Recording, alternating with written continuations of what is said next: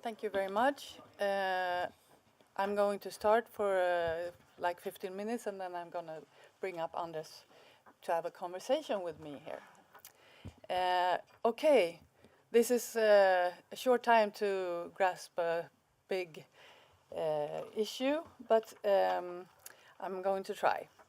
I'm the head of a unit at the National Council for Crime Prevention that works with development of crime prevention. And the National Council that I'm going to call BRÅ from now on is under the auspices of the Ministry for Justice. So we're an authority in Sweden. And we're exploring, all of us, during this day, youth crime in the Nordics. And I want to focus on, as you might understand, two pressing issues: the recruitment of minors into criminal gangs and groups, and the serious offenses committed by children, especially under 15. We have some reports made by BRÅ on these topics that I'm going to draw upon some of the results and how those results might affect how we look upon prevention and evolve and develop prevention upon those results. But first, I want to stop and make us think about something very important. There is actually reason to be cautiously optimistic. In 2024, young people aged 15 to 20 accounted for 17% of all individual suspects of crime in Sweden, while the number of suspected individuals per 100,000 inhabitants in all rose for most age groups. It actually declined slightly among young people aged 15 to 17 and aged 18 to 20. So we have to keep that in mind, that on a whole, this is not a super big problem. When you look at youth criminality as a whole, you don't even see something going up. It's important to keep in mind. At the same time, last year, Sweden recorded 92 cases of lethal violence. That is very severe, of course, but it's the lowest number in a decade. Fatal shootings and stabbings both declined, and fewer children under 18 lost their lives to this violence. That is, of course, still not numbers that we want to have, and we have to look at the development here. We don't know if it's going to be a steady decrease or not. These numbers fluctuate a lot over the years. Okay, that was the beginning. I want you to keep that in mind. One of the most persistent patterns in all this is the role of the organized criminal networks. And over the past 20 years, violence in these networks has steadily grown. Today, about 1/3 of all homicides in Sweden occur within these milieus. That was not the case before. Young people, mostly boys, are caught in these networks as both victims and perpetrators, and sometimes cynically used in this criminality. Recruitment into these networks often begins at a young age. Children aged 12 to 15 are targeted, while older adolescents, usually 15 to 20, so it's also children, often act as recruiters. Much of this recruitment is driven by the demand for labor in drug trafficking and delivery, and this picture actually resonates back to all of the presentations earlier today. Minors are not just doing small tasks, but that's what they usually do, but they can be involved directly in serious crime, including shootings, extortion, and armed robberies. In other words, a child entering the network can be quickly drawn into very serious criminal activity. And now maybe there is a pointer here, but yeah. Here we see the criminal groups that we talked about earlier, the young criminal groups that are not always connected to the bigger picture above. They don't really know who they are doing services for. They are disconnected, but they can be a group on the street, but they don't really grasp the whole pyramid above. So that is important to know. I'm going to read this very small text that is a quote from a young person. In my hometown, there is a hierarchy. At the top, there are the eldest. And to the young person, the eldest can be on this level. Then there is the generation under them, and that is us. And we have our own youngers. They listen to us, and we listen to the level above us. So they know the level just above them and just above under them. Also, in another study from RAW, we highlight that the criminal milieu has become more fragmented and individualistic. That has also been said today, with young individuals, sometimes in their early teens, being recruited to carry out violent acts. These youth often have little direct involvement with the conflict above in this hierarchy. So what we know is that typically there is a 16-year-old boy involving a younger boy in this kind of criminal activity, and they don't really grasp the whole picture. So they have their own youngers, a requirement for teenage career development, and they are cheap labor in this drug trafficking issues. Okay. As I said, overall youth crime in Sweden is not increasing, but it's concentrated in a very vulnerable group, drawn into serious criminal networks. And recent data shows that a worrying increase in serious offenses by children under 15. Between 2015 and 2023, cases investigated under the Special Provision Act for Young Offenders, that is abbreviated LUL in the Swedish context, rose from roughly 1,500 to over 3,500 annually. Boys represent over 80% of these cases, with 14-year-old boys making up nearly 60%, and 13-year-old boys about 30%. And these patterns in age and gender are very important to acknowledge in our crime prevention efforts.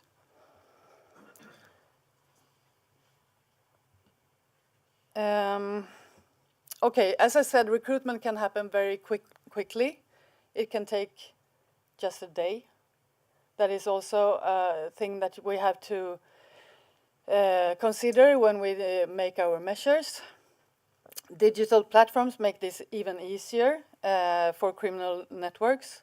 Social media and encrypted messaging are increasingly used to target and exploit vulnerable youth. That makes the detection and the risk assessment very hard to make in an early stage. And that makes set challenges to our preventive actions.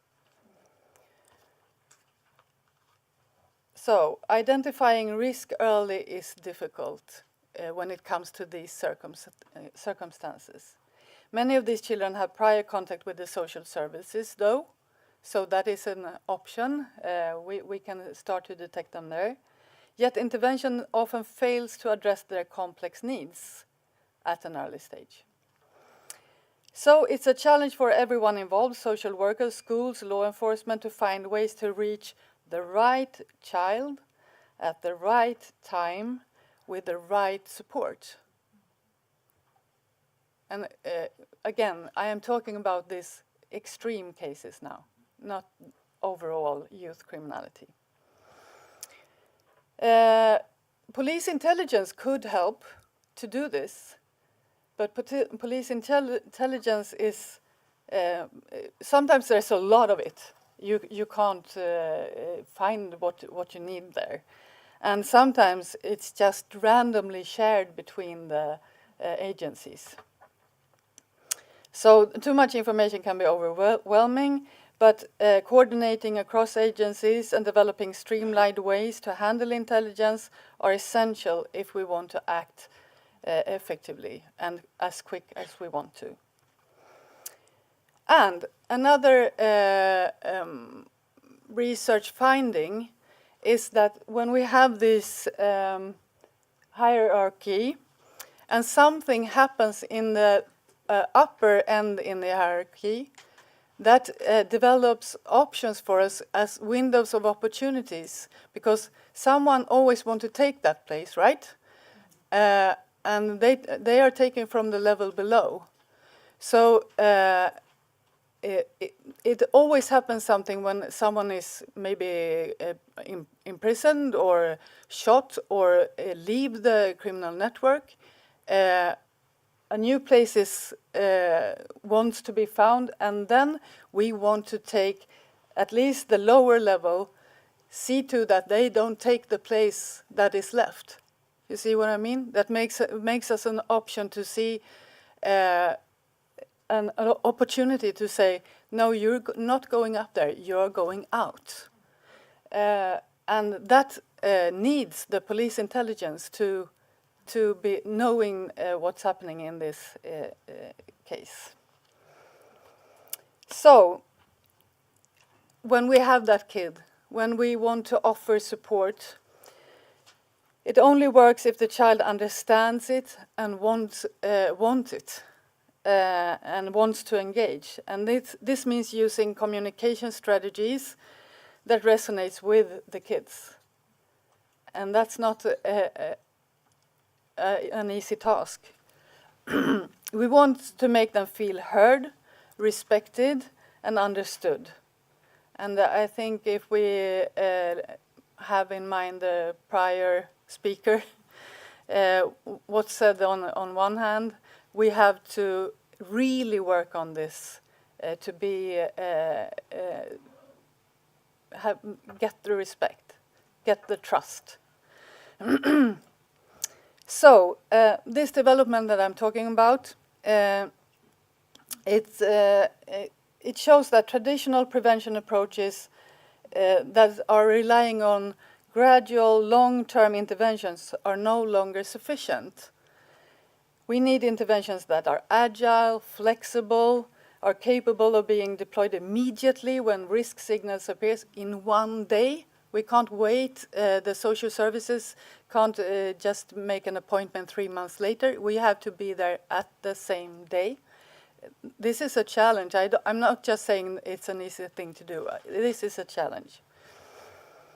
So, in Sweden, we have very clear guidance on evidence-based methods, and they are even actually in use a lot.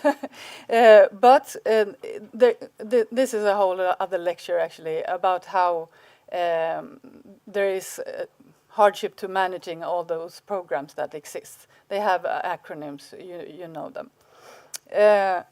But the real challenge is not the lack of intervention or the lack of knowledge of the interventions. It's about timing and identifying these young individuals that are often highly resistant to getting the help, while they still are receptive to some amount. Oh, sorry, I'm too exaggerated.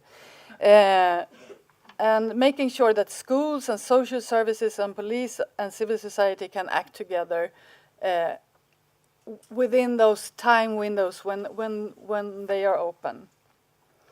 And we have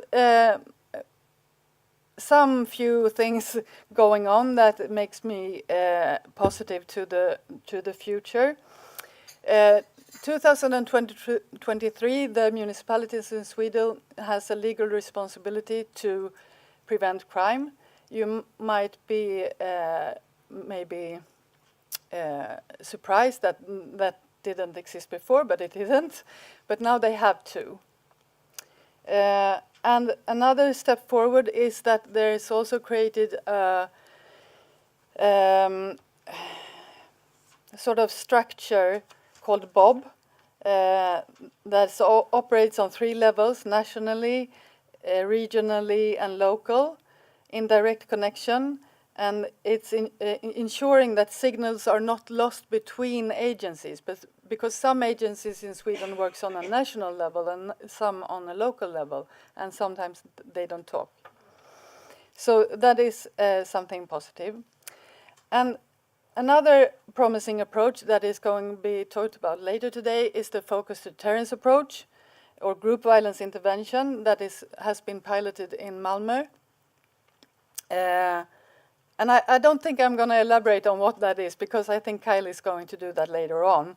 But the model combines swift and certain law enforcement consequences and direct communication with violent groups. And I think the recruitment to violent groups can be added to the message to those groups that if you continue, you're going to get a hard time. And also real offers of support and exit opportunities, both in all layers of the hierarchy. So, and these examples that I've given you now on what's going on illustrate that prevention must adapt to the realities of the crime. You always have to look how the criminality looks when you design what you're going to do. And that might also sound like a truism, but you have to remember that. You have to look how crime looks and what the challenges are, even in preventive measures, to be successful. So, tackling these issues requires multiple approaches, adapting to the changes in criminality, a better early assessment and risk assessment with police intelligence involved, smarter management of intelligence, and strategic use of time windows when we see that this kid can be taken out of the context. And ensuring that support is understandable, motivating, and responsive to each young person. And right about that, I'm going to talk now to Anders, who has extensive experience of that. So we're going to take a seat here and talk together. Be seated. I say welcome to my colleague. Feels strange. So this comes from research, and you have worked on the ground in several municipalities in Sweden. Does this, what I've said, reflects what you have seen on the ground? Yeah, I think that matches quite well with my operational experiences from working with this target group for about 15 years within social services. And my main focus has been support for those who wants to leave criminal gangs. And I would like to say that I think there has been a clear shift of narrative here that became especially clear for me when I was working with this group in the top of the wave of violence in Sweden around about 2022, where we got from more extroverted 16, 17-year-old boys, mainly boys, with a lot of good self-confidence, who took up a lot of space. And we went from that to more introverted, very young, mostly boys as well, people with various types of disabilities and major care needs, who are exploited and taken advantage of in various types of criminal context. So that is sort of adds to the challenge when you meet them. It's a different group with much more care needs. In a lot of ways, more difficult to work with as well. I know that you really care for these young people, and ensuring that young people understand and engage with support is, as I said, key. What strategies help make interventions more understandable and motivating and sort of effective for these minors? Well, this is my heart's content, as you say, and I think this perhaps is the most important thing of all. But because we can't make, if we can't make our interventions understandable, manageable, and meaningful, it doesn't matter how much evidence they have or who carries them out. We won't still get there. So I believe there's a big gap between our support interventions and the target group's level of functioning and receptivity. And I think we professionals must take responsibility for compensating for that. Okay, and how can that be done, you think? So how do you compensate? I think we have to, we must be able to offer more individualized and flexible solutions in order to be able to translate and adapt our methods to the reality and the target group that's out there. And BRÅ has released a study from 2025 on children who commit serious crimes. And that report shows precisely that children who have been the subject of interventions at an early age have neither felt involved nor inclusive, nor have they understood the purpose of the support they have received. So I think that's a really important message. And I also, if I remember right, that report also said that they perceived the support as punishment. Yeah. And not support. So that is something to begin with. And that is a study with about 400 kids in this environment. So yeah. So risk assessment. How much time do we have? 6 minutes. Good. Okay. Risk assessment, as I said, is difficult because it might come like a flash from the blue. But how can we identify these young people that are truly vulnerable? We in the report from BRÅ, for example, they highlight that a lot of unsupervised time outdoors. And how can that be detected and sort of caught up in the signals? I think that when it comes to children who are seen outside without supervision, out in the local area, we need to have more targeted and focused outreach work with that specific target group. And we also know that when we're dealing with crime within the family, that is an extra complicated risk factor. And in those cases, it's often about closed family systems that are not always receptive to interventions. And those types of families, in those types of families, we have to find alternative ways in, for example, through the private network or with the help of the local community. So it's a big challenge. Yeah.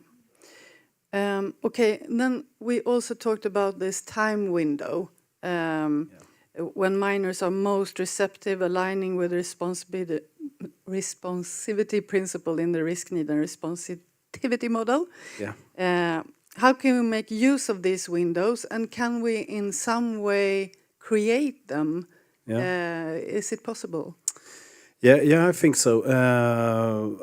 I believe that crime prevention actors can both create, identify, and exploit this type of time windows in the criminal environment. And that this could be very helpful in the crime prevention work. Yeah. And how have you seen it in reality? Have you used it yourself? Well, I think the most important thing when it comes to time windows is that the local crime prevention work is ready and knows how, as you said earlier, and when and against whom to direct their efforts. And I believe this is about tactics, and that crime prevention actors, and not just the police, must become much more tactical together in order to be able to meet the criminal networks at their level. Tactics sounds so police. Yeah, I know. can we call it strategic? Yeah, Okay. maybe we can. Okay. And when we talk about the police intelligence, that it's essential, how do you think the police intelligence could help to be more strategic or tactic? Do you have that? I know that you sometimes said that, and that I also said that it's randomly named persons from the police is not so useful. How would you have wanted it? Yeah. Well, I think when it comes to police intelligence, it's sometimes difficult for social services in Sweden, which often have the coordinating responsibility for methods to know which children at risk of continued criminality should be prioritized. And not at least in socially vulnerable areas where there's a high influx of new potential cases. Yeah, okay. So you have to make the right priorities. Yeah, good. Is there something else you want to add? No, I don't think so. Maybe we have time for some questions or... One or two questions, Yeah. okay. Thank you very much for the presentation and a very nice dialogue. It was a good way of doing. I don't think this is on.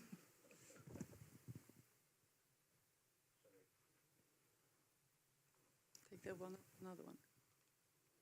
We can share here, and you take Anders. Okay, thank you. Yes, thank you very much for the Karin's presentation and your discussion. My name is Arne Kinnunen and I come from the Ministry of Justice in Finland. I think you gave us a really nice kind of a keywords, responsibility and windows of time and windows of responsibility. And when it's not only the service, but when and where you offer the services is good. But you didn't say anything about the ethical issues. I think, to my understanding, it's important to understand the culture where young people are living it. And in the modern Nordic way of living, the cultures are really varied. There's not just one culture. So do you pay attention to that? Do you somehow try to read the culture of the youngsters when you offer the services?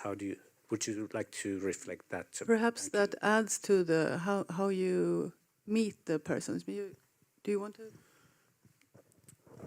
Yeah, it's a very important topic, and I think cultural sensitivity, maybe it's a correct description, can be challenging because the public may be not passive or too aggressive in a way, and I think you have to make just the right decision according to that, and it's easy to be passive in those situations because you don't have the cultural preferences. So I think it's a big challenge for many social workers in Sweden, and I think it's an area that needs development to order to reach out to the specific groups. Yeah. Credible messengers, maybe. Something that we are discussing is the cooperation with the civil society to sort of help with this kind of bridges. And there is a concept of credible messengers that you can work with within the community, that you have that can help with the contacts with the authorities and sort of the messaging about also the trust between the authorities and the general public in the municipalities. So there are different ways, and we're talking a lot about the civil society. You shouldn't put too much pressure on them, of course, to solve that whole situation. But I think that's the way you should walk to sort of clear this out. And but you're also right. We're not talking so much about this. And I don't think it's to flee from the subject. I think it's because we see the problem as something else than the culture. We don't. There's some. It's not the reason. So that's why.